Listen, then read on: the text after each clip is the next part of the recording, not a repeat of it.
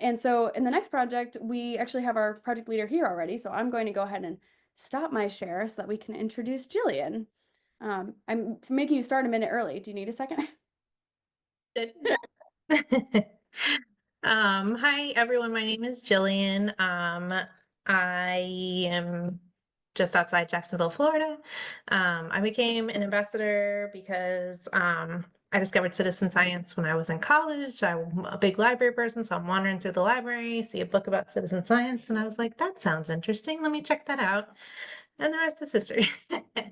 I became an ambassador just because I don't know, I'm always like browsing through the projects. I think they're really cool. I love that there's something for everybody. Like me personally, I am interested in just a whole range of unrelated things. I have many interests, and I love that there's a project for no matter what you're interested in, space, insects. I like transcribing. Who knew you could do that and make it science? Like I just think it's really cool. I'm always telling my friends and family, like, oh, you like birds? Look, did you know you can do this? Like, and contribute to science. So I'm now putting that habit into practice as an ambassador. I've been reaching out to the Jacksonville Zoo, some of the libraries near me, trying to get some things started. I'm really excited about it. And I Jillian, think that's do you sorry, remember go what ahead. your first project was? On SciStarter, And any citizen science? I think SciStarter actually where I started citizen science, and it was the squirrel project where you look in your backyard and like count the squirrels because at the time where we were living, we just had nothing but a wall of trees behind our house, and every day there was little squirrels scampering around. So I was like, I know I have data for this one. That's awesome. I think Yeah. scroll mapper is a pretty common first one too, because it's in our foundations training. So for anyone who wants to learn more, foundations training is a good place to start on SciStarter, but it forces you to do Project Squirrel, I think it is. Yeah, Project Project Squirrel. Squirrel, that's it. Yep. You're great projects. Amazing. Okay, sorry, I didn't mean to interrupt. No, that's okay. Um, So the project I have for tonight is National Archives. Woohoo! Um, should I share my screen? Is that what we're doing Yes, or? yeah, you should be Yes. able to let me Okay. know if there's a problem. And I'll fix it. Let's see. I'm ready. Alrighty. I Again. think I think we're here. All right. So if you come through SciStarter, so those citizen science archivist missions, and there's also a project they've got going, which is Revolutionary War Pension Files Transcription Mission. So that's kind of a special project that they're collaborating with the national parks on. I think it's pretty cool. That's the one I've been working on recently. And you can either transcribe. Uh, Sometimes it's a little difficult because it's, cursive, which not used as much anymore, so maybe we're not as familiar with reading it. Or you can do tagging where you can tag like names, battle sites, the national parks that are associated with those battle sites. They give you a whole list of tags that you can choose from, or you can always add your own. So there's lots of ways to contribute. Um, you do have to make your own account on the Citizen Archivist page. Hold on, visit. So here it is.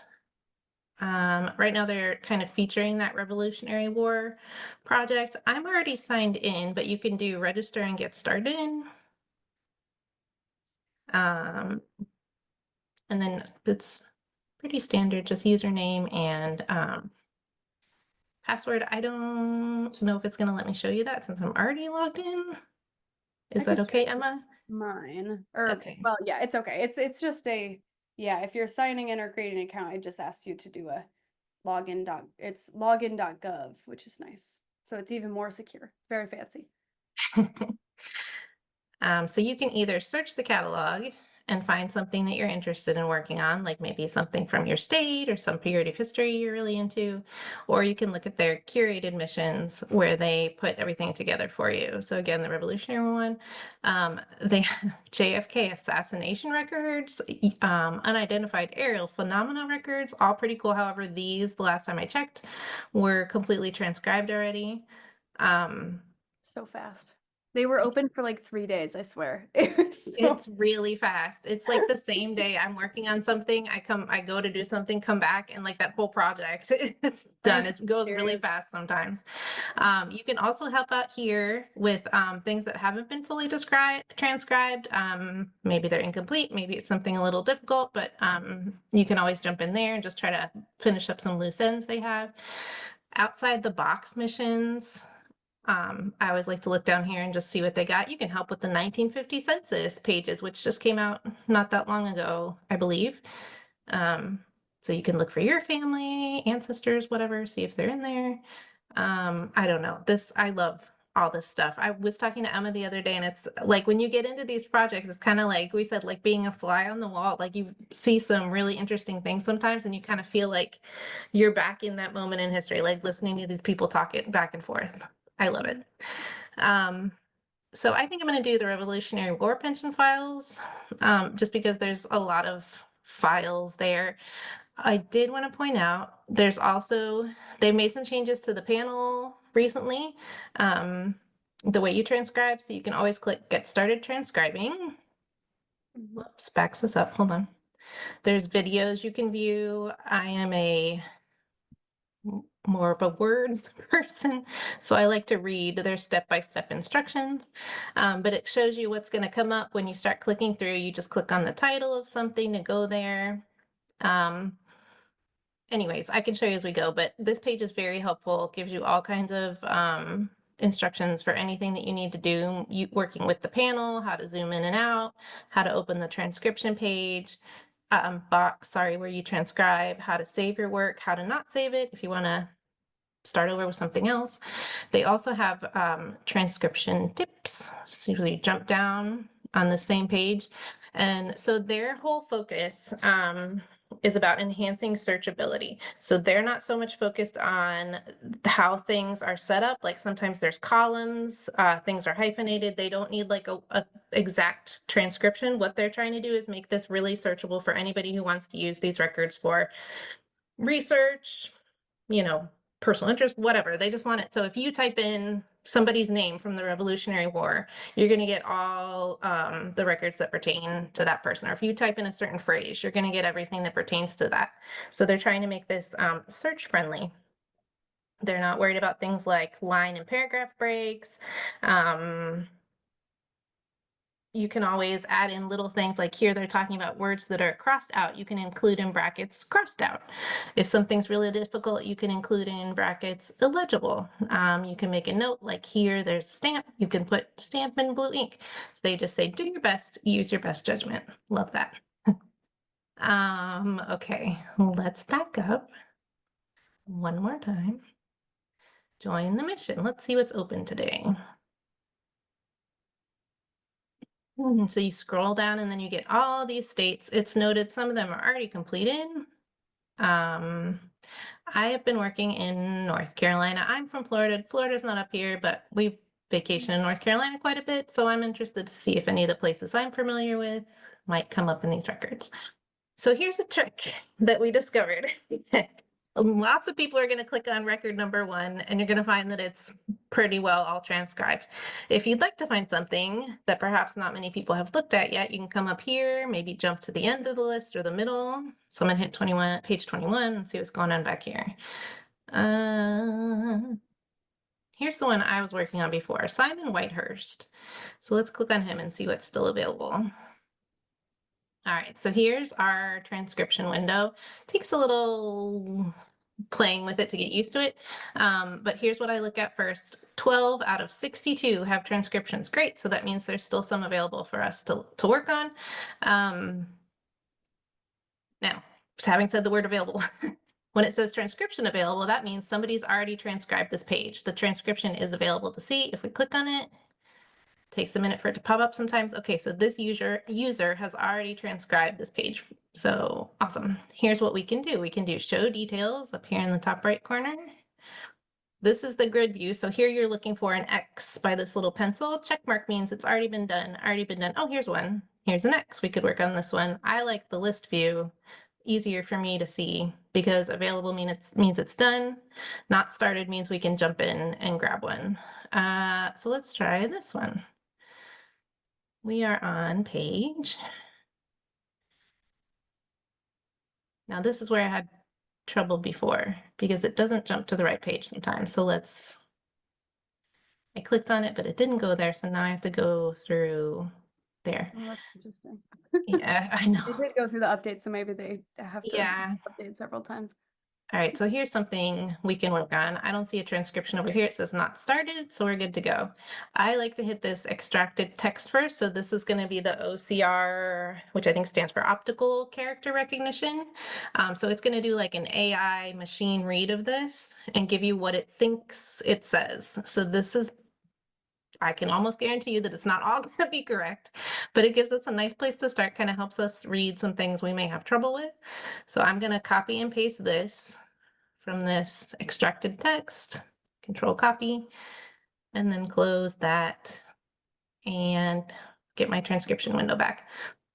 I like to set things up a little different. So I move this window, you can move it wherever you want. And then I resize it. So I can have my save button down there when I'm ready. Pull this across, make it a little smaller. And now I can zoom way in on this page with these in and out buttons over here. And then if I click on the sheet, I can just drag it wherever I want it to be. Just reminds So, me of the tool as like a kid using a ruler and running right, down the page. This is line so by smart. line. So Yes. smart. Okay, and then we can just get started. Hold on. Let me move this out of the way so I can see what's going on. This blue button here, start transcribing. You click that, and then it lets you click here to type. So I'm going to paste what we copied from our character recognition, and let's see how it does. Georgia. All right, not bad. Tillman County. I'm not sure that's an M. It is not, because I was working on this earlier and I had to look up this name, and this was Telfair. I Oh, remember. So I'm going to change this. how did you look it up? Telfair. So I had another paper and it said something county, and I just could not figure out what all this old cursive. I was pretty sure this was a T, but sometimes I get confused with these F's because we're back in the Revolutionary War period. So sometimes they have those old F's or S's, I'm sorry, that look like F's. Sometimes their P's are a little different. So like a lot of context clues to try to figure out what's going on sometimes. And I just could not puzzle this one out. So I ended up Googling, because I knew we were in the state of talking about the state of Georgia, Georgia counties in Oh, 1843. wow. Oh my gosh. Yeah, and I That's came up with dedication. a map of Georgia with the counties and the year they were established. And I thought it was Telfair, but I just wasn't sure. And I went through and I saw Telfair, and I said, okay, I guess that's it. Sweet. So I'm glad that OCR also had trouble, and that makes me feel a little better. Um, You're smarter so than they put, sorry, you're smarter than a computer, guaranteed. yay me. So I'm going to take out this little squiggle that it did because they told us that they don't need it to be an exact thing. Now it says they have the under, but I'm wondering what this is. We the under. Yes. So I'm going to add we the under subscribing. Maybe that looks like an ing to me. Let me zoom in a little bit. I like this because it's kind of like a puzzle. I love puzzles. So you're kind of puzzling through. You got to use the words around it. Subscribe. That to me looks like ing. I'm going to go with subscribing, and we'll see if that makes sense. The under subscribing, do hereby certify. That looks good to me. That, excuse me, that we have been acquainted with. I'm going to zoom out a little bit. Simon Whitehurst. There's the guy we're talking about. But Sorry, their spelling of Whitehurst yeah, is hilarious. not quite AI. Good try. Whitehurst. I also fix its Oh whatever yeah. the spacing is. I don't know. I just make it run on. With Simon Whitehurst ever since the year 18. Oh, I'm going to add ever since the year 1803 down to the present date. Thank you, OCR. I wasn't quite sure what that word was. And never knew anything against him in any shape, degrading the character, thank you, AI, of a gentleman. Great. Let's add that in. I'm gonna catch up. Of a gentleman, I see a period, gonna add that in. But that he always conducted himself punctually, yep, as a good, honest citizen, comma. So let's catch up. Here we are. Much Ooh, respected. That doesn't I respected sounds good, but let's zoom in and there's that funny P that doesn't connect at the bottom. Sometimes it looks like an H with like a long tail. Respect. I'll go with respected. That looks good by all. Okay, it fits in the sentence. That knew him for honesty, truth, good behavior. Or, oh, look, it picked up the British spelling also. Behavior or, and, wait, and we do, hold on, good behavior. It's almost like a 0-6. Yeah, it is, isn't it? Yeah. And we do, I wonder what that is. Let's zoom out and see if that makes any more sense. When sometimes if I like, my eyes have an easier time with like, when I see it bigger, I don't know. That does look like a 0-6. Behavior or and is what AI said. I don't know. We can always put in the illegible tag, and maybe somebody who's more familiar with these old papers would see that and know exactly what that is. Yeah, why not? See Is it that. a bracket or a That's bracket? my go-to when I struggle. I'm like, you know what? Somebody who knows more than me will probably know exactly what that is. Yeah. And we do further say that he always bore, yep, the, oh, I think this is hyphenated. Bore the, let's see where we start with. APPE, Appellativo. yeah. Appellations, is that a word? Possibly. What's the Or rest of the the sentence? Yeah. appellation of a revolutionary soldier, not a sodium. Oh, it's 2 L's. Soldier, appellation, thank you. Appellation of a revolutionary soldier.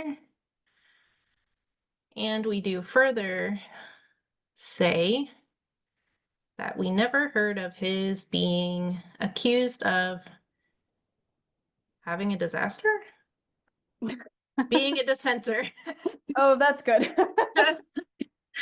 I would have, I mean, honestly, the way you said that sentence, I'm like, yeah, that could be. Of having a disaster. But I see now that I zoom in being a dissenter, and that also makes much more sense. Yeah. All right, let's catch up on my transcribing. However, I think that's an E, so I'm going to change that to dissenter, and that spells. But I'm curious, does spelling, do they look for spelling that we are spelling it exactly as they are in the transcription? Like what if from what I've been reading, I've been trying to catch up on my tips that they give us. Type words exactly as they are written in the document. So this includes capitalization, abbreviations, names, dates, and even misspelled words. Oh, wow. So Okay. now to me, that Appellation looks might like, need to change you're back right. to I one may L. have to go back. They don't want the hyphens. Like if it runs onto another line, they don't want the hyphen because when somebody goes to search for that word without the hyphen in it, they're just going to type it regular. It's not going to pick it up if I type a hyphen in the middle.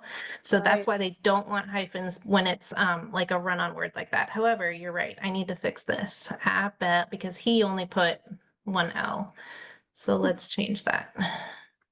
Maybe it's the original Appellation. spelling or There something. is something, no, let me see. There was there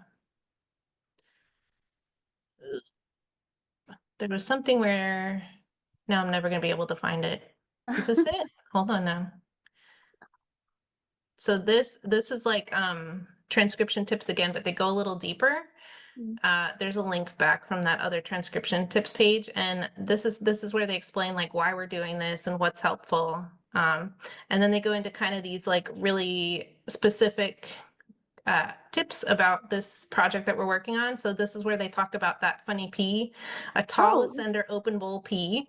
And they talk about the S as well. Where is it? The lowercase long S, where it sometimes looks like an F. And then they talk about like if you write it straight out the way it looks, 18 of the how what is that? So then they talk about how, you know, you can kind of use context clues to help you figure things out if it's not quite right. Here's one where we're just not sure what some of these letters are in here, but we can compare once we get used to this person's handwriting, where we can pick out letters. Like, look, he makes this E. They call it a Greek E. Kind of looks like a backwards 3. Aha, there it is again. So we know now that this word is very. Not quite sure what this is. Oh, but there's that E again. Maybe a U or an O here. So what if we've got LOWE something T or LUWE something T? Which one of these makes more sense? Probably this one. And then you can kind of figure out what this letter might be, especially when you see this is very lowest prices. That word makes sense there. So this was helpful for me anyways. I love when I get the typewritten pages, so easy to transcribe. But they're talking about here, what do you do with all this stuff? Should we do the heading? Should we do the stamp? Do we add a handwritten note? And they're basically saying like, use your best judgment, do the best you can to include everything however it makes most sense. So they're talking even about you can describe the stamps that are here. So somebody put in brackets, stamp shows Madonna and child. Beneath it reads the words, sorry, Landau. Ghirlandaio, I'm not sure, National Gallery, Christmas huge postage. So anyways, they're just kind of showing suggestions, ideas you can use to help transcribe different things. About charts and tables also, because again, they don't need it formatted is exactly right. They're looking for the data. So they're saying, here's how you could do that. You could start with what the column headings are in brackets, and then from then on, just write the data out. And then you can kind of match up what each entry would correspond to.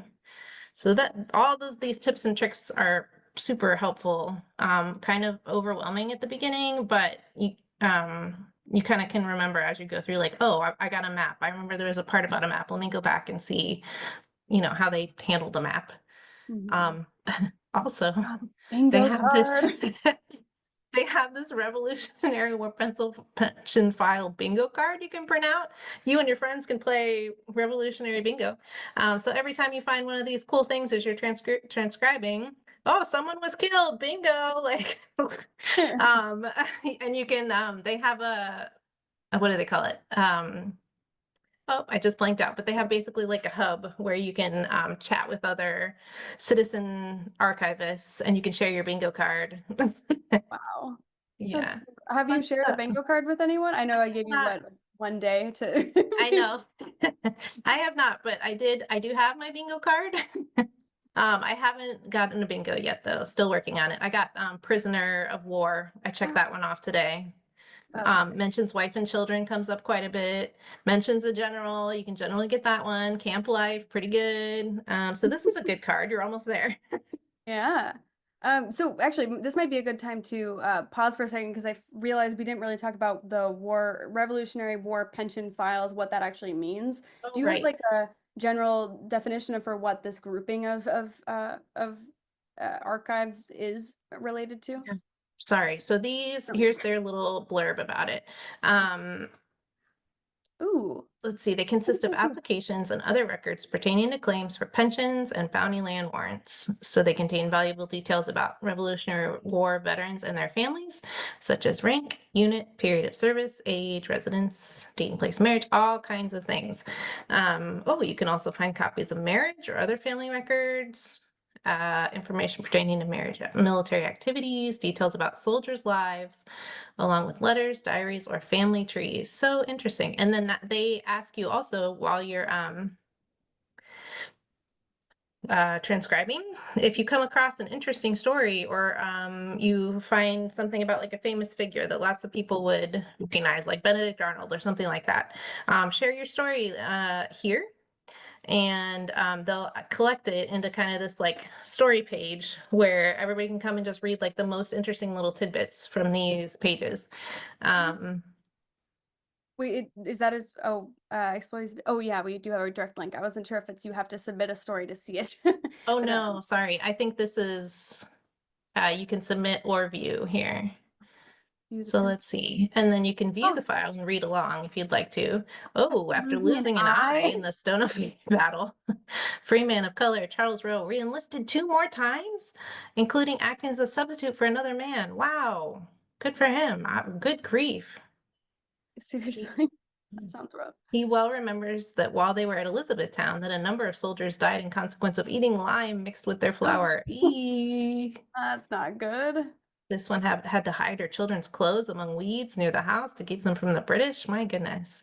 Yeah, so every time somebody comes across something they think is interesting, they can share it. And then I think it's the National Park Service that's doing this, that's hosting this page of like interesting stories, which I Incredible. think is really cool. Yeah. Oh, a doctor said Thomas Crowell lost his reason due to a musket ball through the foot. Yikes. When we say lost his reason, do we mean like lost his mind? And Like that's went what I'm crazy? thinking. Yeah. I don't, maybe that has something to do with whether he gets a pension or not. I don't know. Yeah, proof of injury so that you could get money. Yeah. Makes sense. I mean, you Ooh, had to this, explain yourself back in the day with yeah, tracking. It's like, that's, please, I promise I was there. I know. Reading through these, I mean, the first couple pages are kind of setting up like who everybody is. Like, I'm a judge and I'm a this and I'm a that, and I can attest for this person, and he tells the truth and whatever, whatever. Once you could start getting into the story, it's so interesting. The last one I was reading was talking about how, was it, I think it was Simon. Yeah, the same one I was working on. Um, he went with his, I don't know too much military terminology, but his, brigade, his unit, uh, they were captured by the British. They were marched over a bridge, which was like not yet completed, I think, or the bridge was out. So they had to go like a different direction. And then that's when they were captured by the British. So I'm wondering, did the British like uh, Like take the sabotage bridge their out? route. Yeah, Yeah. sabotage. Thank you. I was like, is that An how ambush. that happened? I'm trying to Yeah. I don't think I have it in my tabs up here anymore. I had it pulled up because I thought it was so neat. Um, yeah, but you get into all the little nitty gritty, and then they start talking about the person, and he has a wife, and he has a family, and it starts to feel, like we're not just reading names in a book anymore. Like we feel like we know these people. We're getting their backstory, and all these interesting little facts about all the things that happened in this war so long ago. I just think it's so neat that us today, with all this technology, um, are like kind of being reconnected with these people from long ago who probably could never even conceive of like this technology that we're using to do this. Yeah, I bet they couldn't even conceive of people reading this. Like Right. you wonder, like thinking about someone reading some of my handwriting 500 years in the future. I'm like, why on earth would they do that? Or like, what would be so important? Or nowadays, I'm like, I just type everything, so it probably won't be necessary in 500 years. But I can't imagine being one of these folks thinking about their information just being digitized nowadays for history. It's crazy. Part of history. Yeah. And that's why I love this. Like I ended up a library person. I'm a librarian, and like I'm interested in science and conservation. Like there was a part of my history, my work history, where like that was what I was doing, informal education and teaching kids about conservation and why it's so important and how they can do it at home. And then I kind of transitioned into libraries. But to me, this is like conservation of a different type. Like we're conserving history. We're digitizing it and making it available to not just scholars, but anybody who's curious and wants to learn about it in the future. I think that's so cool. I totally agree. I'm so glad we got to test out actually transcribing part of this because I feel so much more confident in my ability to do so. The cursive scares me, so I'm really glad they have the AI Yeah, the will OCR, the character identify. recognition, yeah, character recognition. It helps so much. Like I'm sure some people do this just cold and do it themselves, and more power to them. But Wow. the AI helps me so much, especially when you get stuck on a word and you're like, oh yeah, it suggests this. That looks right to me. It's a big help. But yeah, you do have to be careful and double check everything and make sure that it is reading it correct. Cause there could be like a little, uh, like a dot of ink where it's not supposed to be, their pen scratched or something. And then AI thinks it's a different word. So, Nice. Oh yeah, just like that word, whatever that word is, and almost looks like Leal Alston. Colonel. Oh, it's Colonel. Colonel, COL. yeah, Dot. see, you can Man, I'm getting do good. it. I I feel know. confident. It's so true because when I got started, I was the same way. I was like, oh, this cursive and this, but you start kind of recognizing like not well, maybe patterns, but like the popular abbreviations and things that come up, like you see it and like, oh yeah, I remember Colonel, General, whatever, whatever. Makes it easier as you go. Definitely. In our last minute, do you want to leave your future volunteers in this project with any words of wisdom? Oh gosh. I just think it's really cool that we can be involved in something like this. Like we're helping the National Archives, we're helping the national parks, we're helping, I mean, sort of to a degree, these people from the past, like by like preserving their stories. We're helping with research and all kinds of things, and you just never know like where this is going to go in the future. I know the National Park Service is really using those tags where you can tag up here, should have shown that tags, so you can add, you know, the state of Georgia, the battle, and they have a whole page that they link to with like their tags. I think I mentioned that. So you can use that and tag the battles, and then they give a 4-digit code for each national park where that battle site is. So the national parks just type up their 4-digit code and they find all the the resources, all the pension files for their park, and they can go through it one by one and see exactly what pertains to them. And that's all by volunteers doing that. So anybody who participates in this, I think you're awesome. You're doing good, important work, and it's so exciting. We can all like collaborate on this together. Amazing. Thank you so much. And there was a mention in the chat for you from Branson saying, I can't unmute because I'm working at the library desk tonight, but you are delighting me and my librarian coworkers here. Can't wait to try this. Ah, thank Very you so excited. much. So that's awesome. Amazing.